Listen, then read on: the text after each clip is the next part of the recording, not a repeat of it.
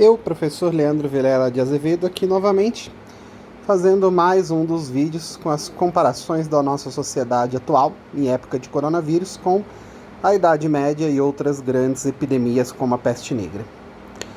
No meu último vídeo eu estava falando sobre os flagelantes atuais, ou seja, as pessoas que prestam desserviços à comunidade. Tinha ficado bem chateado com alguns comentários que eu vi sendo divulgados por aí. E aí, felizmente, pouquinho depois daquilo, eu comecei a receber algumas notícias completamente inversas, o que mudou a minha mente e me trouxe muita alegria de perceber uma série de iniciativas que já estavam sendo feitas, estão começando a ser feitas agora, e que eu ainda não conhecia, né? Então a gente vê, eu acho que tudo começou com uma postagem de um velhinho de 85 anos, ele não é aqui do Brasil, que tinha se aposentado já há muitos anos de medicina e resolveu voltar ativa. E é aquela coisa emocionante, né? Porque a gente sabe que é algo extremamente arriscado para a idade dele, mas ao mesmo tempo o discurso dele é muito bonito, ele dizendo que fez um juramento e que vai manter até o fim esse juramento de estar salvando vidas enquanto ele puder. E junto disso, outras coisas começaram a aparecer, fazendo a gente ter uma mudança de foco. Uma amiga minha, psicóloga, veio me dizer, segundo as palavras dela, era oficioso, não era oficial ainda. E logo eu ouvi outras pessoas dando a mesma notícia que ela, falando que estavam fazendo convocação de psicólogos para estarem ajudando numa espécie de mega campanha de voluntariado para cuidar, né, das pessoas que estão com a epidemia, cuidar dos médicos, dos familiares, etc. Então, assim, eu achei aquilo muito interessante, por mais que pode não ser oficial, mas muita gente está falando, então eu tenho a certeza de que ainda que não esteja acontecendo, de fato agora vai acontecer, porque muita gente está disposta a se voluntariar.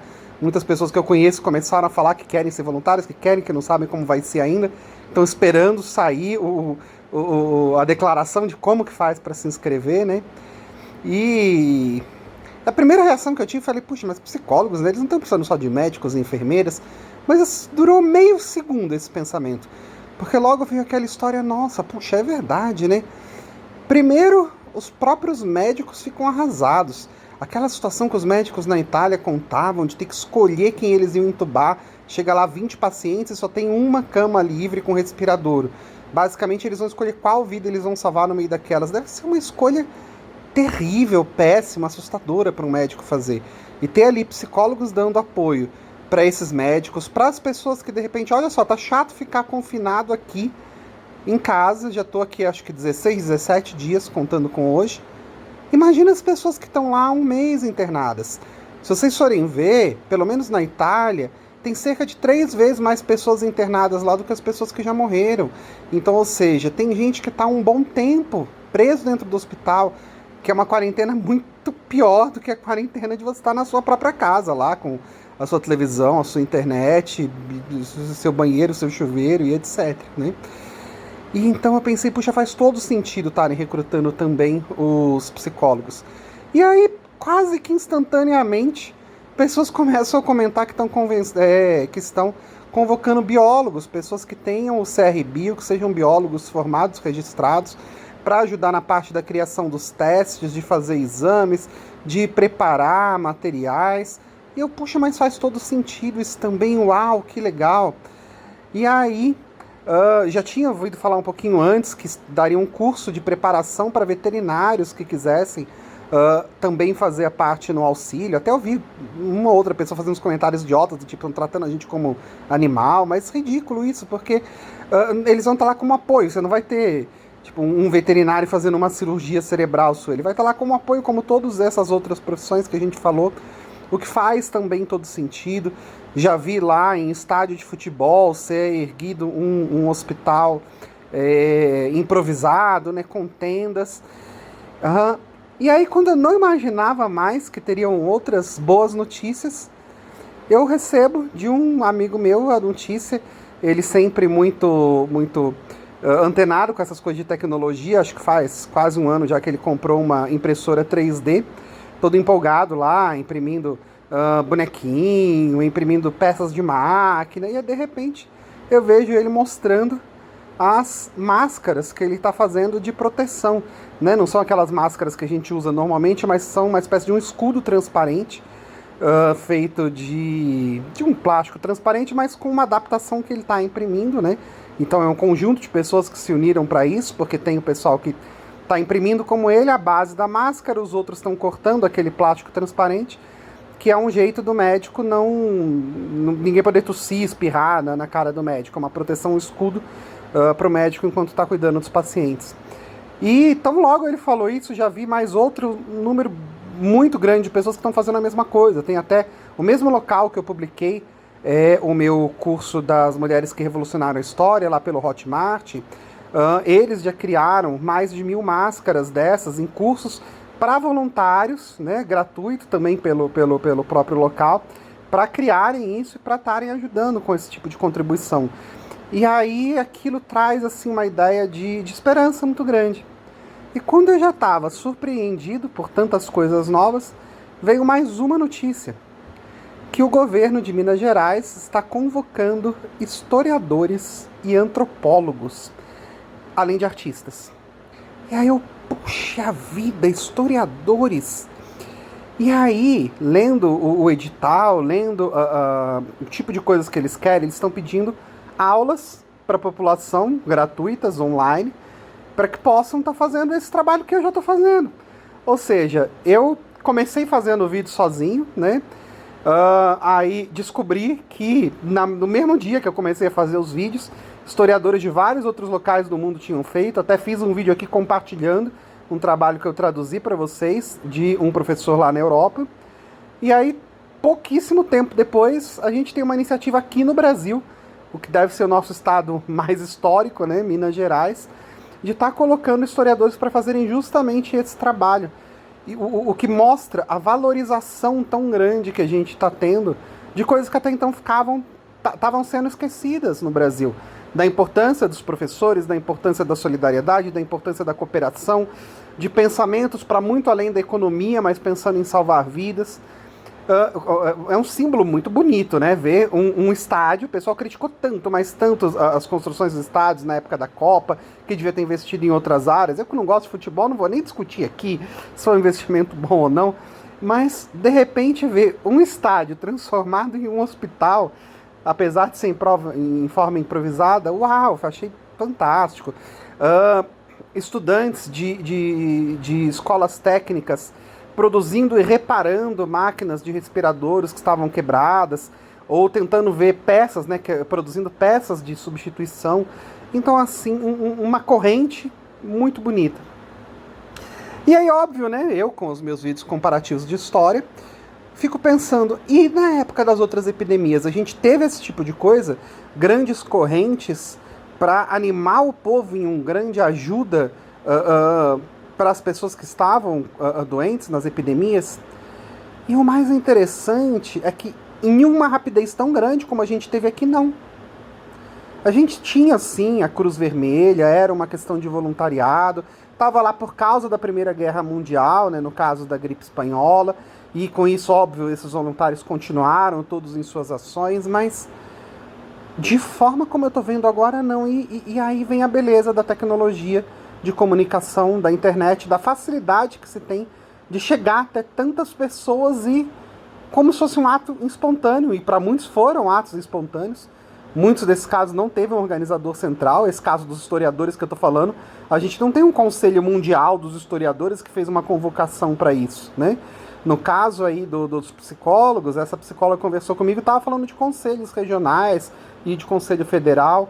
De um jeito ou de outro, a gente teve uma possibilidade de algo aqui incrível. E isso me faz uma reflexão histórica, nesse caso, mas muito interessante, talvez até meio filosófica em vez de histórica, que tem a ver com utopias e distopias. O que significam essas duas palavras? Utopia é quando a gente imagina, normalmente, uma coisa no futuro, de uma sociedade perfeita. Como a gente acreditaria que aquela sociedade deveria ser. E a gente projeta todos os nossos anseios atuais para uma sociedade perfeita. Utopia significa lugar nenhum, né? Um lugar imaginário. E, por outro lado, existe a distopia. A distopia seria uma espécie de inverso da utopia. Seria imaginar um futuro terrível. Um futuro de destruição, um futuro, entre aspas, apocalíptico. Não tendo a ver com o livro Apocalipse da Bíblia, mas um futuro apocalíptico no sentido de destruição, de pestes, de mortes, invasões de extraterrestre, zumbis destruindo a Terra e coisas desse tipo. E é interessante assim, a gente na década de 60, por aí, eu diria pós-Segunda Guerra Mundial, e se mantendo por algumas décadas seguidas, era muito forte na cabeça das pessoas essa ideia de utopias. Por mais que se tivesse medo de uma destruição do mundo por guerra atômica, por mais que houvessem, por exemplo, cientistas fazendo lá o relógio do fim do mundo, por mais que houvessem preocupações, haviam utopias muito fortes. As pessoas basicamente acreditavam, na sua grande maioria, que dali a 30, 40 anos os carros iam voar, iam ter robôs trabalhando, as pessoas iam ter uma vida infinitamente melhor. Isso é o que a gente poderia chamar de uma utopia americana, uma utopia dentro do mundo capitalista. Mas existia uma outra utopia que também mexia na mente de metade do mundo daquela época, mais ou menos, que era a utopia socialista comunista, que também acreditava-se que dali a uns 40 anos conseguiriam o mundo inteiro vivendo numa sociedade de igualdade, sem fome, sem pobreza e assim por diante. E aquele mundo que acreditava em duas utopias, de repente, pouco a pouco, foi dando vez a um mundo onde a maior parte das pessoas acredita em distopias. Se você for ver, na década de 60, 70, às vezes tinha um ou outro filme ou livro falando de um cenário apocalíptico de destruição. Mas pouco a pouco isso começou a tomar parte do nosso imaginário de uma forma incrível. Cada vez mais filmes de zumbi, por exemplo, jogos de zumbi, começam a ter trocentas formas variadas. A gente tem séries de televisão que ficam há mais de 10 anos no ar com esse tipo de cenário. A gente tem séries de jogos de diversos tipos. Pelo menos umas boas 3, 4 dezenas muito famosas e que ganharam aí destaque nos últimos 10, 20 anos no máximo. E tirando isso, distopias apocalípticas pensando em termos de destruição do planeta pela própria poluição, destruição do planeta pela própria humanidade, por alguma doença, por um meteoro que ia bater na Terra, por alienígenas que iam invadir o planeta. Isso acabou povoando muito o nosso imaginário. E tanto distopias quanto utopias, elas têm vantagens e desvantagens, elas têm os seus perigos. Todo mundo acreditar muito forte em uma utopia tem o lado bom de empolgar a população para criar aquilo, em ter valores, esses valores motivarem a sociedade, motivarem a cooperação para a criação daquilo, independente de qual utopia for. Mas, por outro lado, tende a fazer as pessoas fecharem os olhos para os problemas.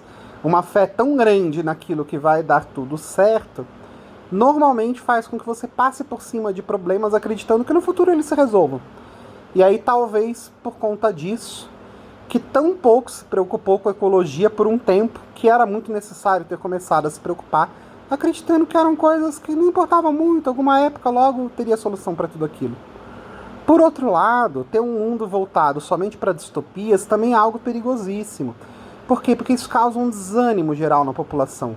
Porque raios de motivo vão me preocupar em fazer algo certo se o mundo vai acabar mesmo? Por que eu vou me preocupar se a gente está vivendo uma sociedade onde eu sei que não vai ter emprego, eu sei que não vai ter aposentadoria, eu sei que no final das contas a poluição vai acabar destruindo o mundo, eu sei que no final das contas megavírus e doenças vão acabar destruindo tudo. Para que eu vou me esforçar por isso? Então assim, a gente teve uma época muito forte de distopias, e talvez uma das mudanças de paradigma que a gente tenha nesse momento agora seja a volta da crença na humanidade, da cooperação, dos bons valores, e que, quem sabe, a gente não consiga chegar numa espécie de equilíbrio. E aí, voltando para a Idade Média, óbvio, não posso deixar de ter o meu panorama histórico lá na Idade Média, sou medievalista. Na época da peste negra, a gente tinha uma vivência muito forte de distopias. As pessoas estavam acreditando muito forte na ideia de um fim catastrófico da humanidade que estava próximo, seja pela ira de Deus, ou sejam por outros tipos de pensamento que surgiram na época. Para vocês terem uma ideia de como é parecida essa época com a nossa, estavam populares na época os memes. Pois é, memes não iguais aos nossos, porque as pessoas não tinham costume de ler e escrever, a maior parte não sabia. Mas o que tinha de desenhos de caveiras dançando, de mortos brincando com as pessoas, piadas que às vezes tinham, tal pessoa morreu, olha só, é porque o Papa morreu, agora ele vai ser o Papa dos mortos. O bispo morreu também, porque o Papa tava precisando de um bispo lá, né? Morreu o senhor feudal, é porque tinha morrido muitos invasores, agora precisa ter um guerreiro lá no Reino dos Mortos para lutar contra os invasores dos mortos. E esse tipo de coisa vira uma espécie de piadinha. Eu, inclusive, vou colocar no vídeo aqui imagens, né, para vocês terem uma ideia de que tipo de piadas são essas que eu tô falando. Óbvio, muitos de vocês vão achar que não é engraçado. É muito interessante como que o humor muda de acordo com a época. Muitas vezes a gente vendo hoje comédias dos anos 60, 70, a gente não vê graça nenhuma.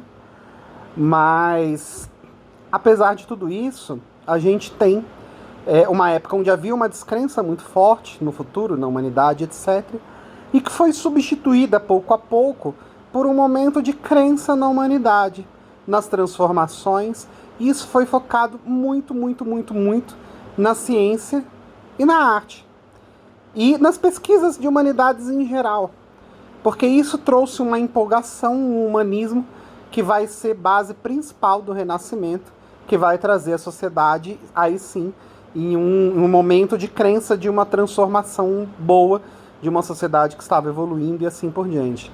Então, não dizendo que precisamos ter as mesmas utopias que existiam nas décadas de 50 e 60, mas também acreditando que precisamos sim de uma empolgação maior pela vida, pela cooperação, e que de repente, provando quão forte nós podemos ser, se as pessoas puderem realmente contribuir para a criação de uma humanidade melhor, dar aquilo que elas sabem fazer pensando no coletivo, de repente isso traga transformações tão intensas na nossa sociedade que a gente não conseguiria de outra forma e que vai transformar em muito o mundo que temos aí por vir.